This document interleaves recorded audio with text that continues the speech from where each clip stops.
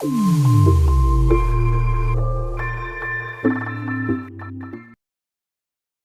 दोस्तों, नमस्कार। इस वीडियो में हम देखेंगे कक्षा 10वीं के अध्याय 11 ज्यामितीय आकृतियों में समरूपता।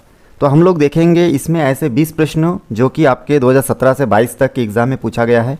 सबसे पहला प्रश्न आपके सामने, समरूप त्रिभुज की संगत भुजाएं होती है। ये प्रश्न देखिए, पहला ऑप्शन दिया है बराबर, दूसरा ऑप्शन में समांतर, तीसरा में समानुपातिक और चौथा में दिया लंबवत। छत्तीसगढ़ 2019 में सी सेट में पूछा गया है, तो इसका करेक्ट ऑप्शन होगा समानुपातिक, सी ऑप्शन होगा। क्योंकि हम लोग जानते हैं कि समरूप त्रिभुज मतलब एक जैसा दो त्रिभुज होगा, जिसमें हम लोग लंब के साथ लंब को कंपेयर करते हैं, आधार के साथ आधार को कंपेयर करते हैं और कर्ण के साथ कर्ण को कंपेयर करते हैं। तो इस प्रकार इन दोनों को किस में बिठाया जाता है? अनुपात में, इसलिए ये हो जाएगा समानुपातिक। चलिए नेक्स्ट क्वेश्चन देखते हैं। दूसरा प्रश्न में सत्य और असत्य कथन लिखिए, ऐसा करके लिखा हुआ है। तो यहाँ पे देखिए, ये 2017-20 में ए सेट में आया था पहला प्रश्न, सभी वर्ग समरूप होते हैं। 2020 में ए सेट में पूछा गया है, ये कथन क्या हो जाएगा आपका? सत्य हो जाएगा। तो यहाँ पे हम लोग सत्य लिख सकते हैं। सेकंड ऑप्शन में लिखा है सभी वृत्त समरूप होते हैं, तो सभी वृत्त समरूप होते हैं, ये कथन भी आपका क्या हो जाएगा? सत्य होगा। छत्तीसगढ़ 2020 में सी सेट में पूछा गया है, इंपॉर्टेंट क्वेश्चन है। आयत के प्रत्येक कोण 90 का होता है, ये कथन भी आपका सत्य होगा, ठीक ना। उसके बाद चौथा प्रश्न में लिखा है सभी सर्वांगसम बहुभुज समरूप होते हैं, तो ये कथन भी आपका सत्य होगा।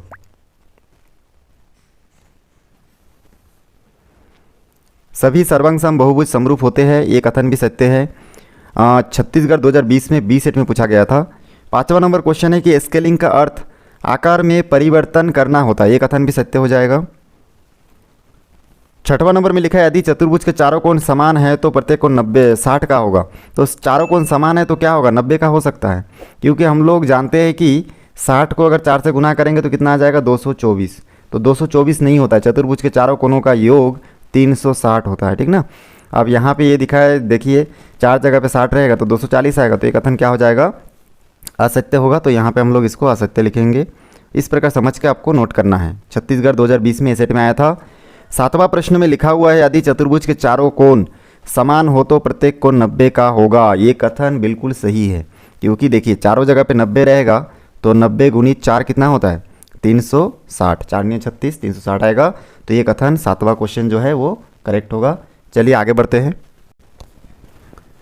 यहाँ पे देखिए 8वां प्रश्न में लिखा हुआ है कि किसी त्रिभुज में दो भुजाओं का योग तीसरी भुजा से छोटी होती है, ठीक ना। किसी त्रिभुज में दो भुजा का योग तीसरी भुजा से छोटी होती है, तो छोटी क्यों होगा? हम लोग जानते हैं कि कोई भी एक त्रिभुज ले लेते हैं और फिर हम लोग इसका सूत्र लिखते हैं। देखिए ये होता है लंब, ये होता है आधार, ये होता है आपका ठीक ना। आधार के बाद यहाँ पे हम लोग इसको क्या मानते हैं? कर्ण मानते हैं। तो हम लोग पाइथागोरस प्रमेय में पढ़ चुके हैं कि कर्ण का स्क्वायर बराबर लंब का स्क्वायर और आधार का स्क्वायर, या फिर आगे पीछे लिख सकते हैं जो भी है। तो आधार और लंब का स्क्वायर जितना होता है कर्ण अकेला उतना होता है, छोटा तो नहीं होता, एक दूसरे के क्या होता है? बराबर होता है। तो इसलिए ये कथन क्या हो जाएगा आपका? असत्य हो जाएगा। छत्तीसगढ़ 2020 में सी सेट में पूछा गया था, तो इस प्रकार से ये कथन आप लिखेंगे असत्य। चलिए आगे बढ़ते हैं। 9वां नंबर प्रश्न में लिखा है यदि दो त्रिभुज सर्वांगसम हो तो वे हमेशा समरूप होते हैं। तो यदि दो त्रिभुज सर्वांगसम हो मतलब जिसके सभी अंग समान हो तो वो हमेशा समरूप होंगे, ये कथन बिल्कुल सही है। क्योंकि देखिए दो त्रिभुज है जो इसका सभी अंग समान है, तो समान रूप का ही दिखेगा ना, एक समान दिखेगा, इसलिए ये कथन क्या हो जाएगा? सत्य हो जाएगा। तो यहाँ पे हम लोग लिखेंगे सत्य। छत्तीसगढ़ 2022 में ए सेट में पूछा गया था।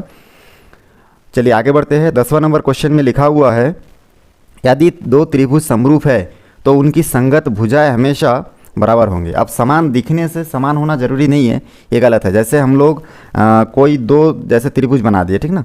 अब देखिए एक छोटा त्रिभुज एक बड़ा त्रिभुज, दोनों ही त्रिभुज दिखने में समान दिखता है, एक जैसा, क्योंकि दोनों त्रिभुज है तो त्रिभुज जैसे दिख रहा है। लेकिन ये 2 सेंटीमीटर है, ये 4 सेंटीमीटर है, ठीक ना। ये अगर मान के चलिए 2 होगा तो ये 4 होगा, ये अगर 3 होगा तो ये 6 होगा। तो इस प्रकार से दिखने में समान है, तो इसका मतलब ये नहीं कि सभी भुजा भी समान होंगे। तो ये कथन क्या हो जाएगा आपका? असत्य हो जाएगा। इसलिए हम लोग यहाँ पे लिखेंगे असत्य। छत्तीसगढ़ 2022 में बी सेट में पूछा गया था। 11 नंबर क्वेश्चन में लिखा है यदि दो त्रिभुज समरूप हो तो वे हमेशा सर्वांगसम होंगे, ठीक ना। तो यहाँ पे ये कथन भी क्या हो जाएगा आपका? असत्य हो जाएगा। तो इस प्रकार समझ कर आपको आंसर देना है। छत्तीसगढ़ 2022 में सी सेट में आया था। दो त्रिभुज समरूप समान रूप का है, दिखने में समान है, तो सर्वांगसम समान मतलब सभी अंग समान तो नहीं होंगे। तो इस प्रकार से हम लोग देख लिए यहाँ तक रिक्त स्थान। अभी सॉरी यहाँ पर हम लोग देख लिया अभी तक सत्य असत्य। अब हम लोग रिक्त स्थानों की पूर्ति कीजिए वाला क्वेश्चन देखेंगे।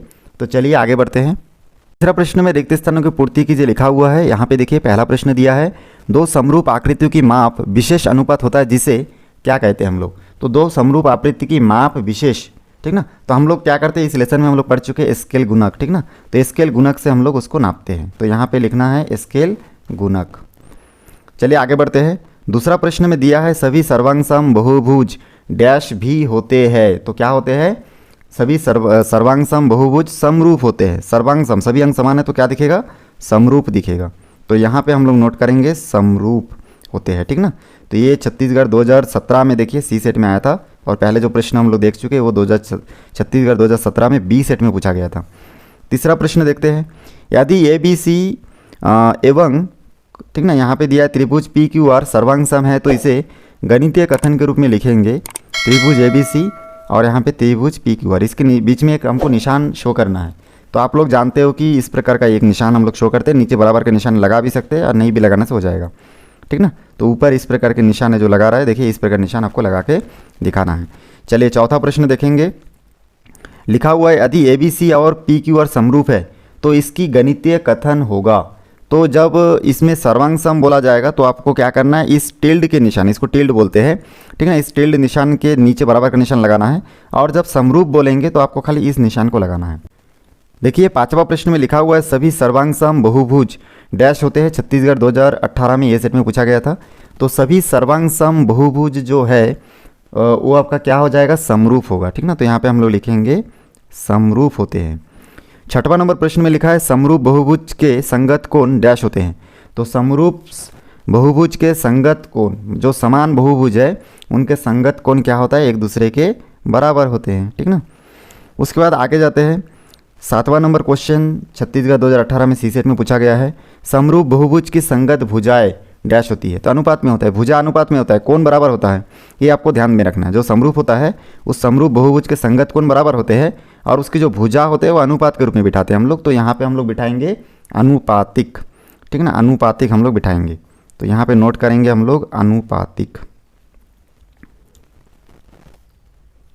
अनुपातिक होती है। तो इस प्रकार से हमारा ये देखिए आंसर यहाँ तक कंप्लीट हो चुका है। आगे हम लोग और दो क्वेश्चन देखते हैं जो उचित संबंध के रूप में जोड़िए करके आया था 2019 में। चलिए आगे बढ़ते हैं। देखिए प्रश्न नंबर 4 में लिखा है उचित संबंध जोड़िए। पहला प्रश्न लिखा है यदि दो समरूप त्रिभुज का क्षेत्रफल बराबर है तो वे त्रिभुज होते हैं, क्या होते हैं। यहाँ पर ऑप्शन दिया बराबर और सर्वांग सम। छत्तीसगढ़ 2019 में ये सेट में पूछा गया था। तो इसका करेक्ट आंसर होगा सर्वांग साम होते हैं, ठीक ना। तो ये आपका करेक्ट आंसर क्या होगा, सर्वांग साम होते हैं।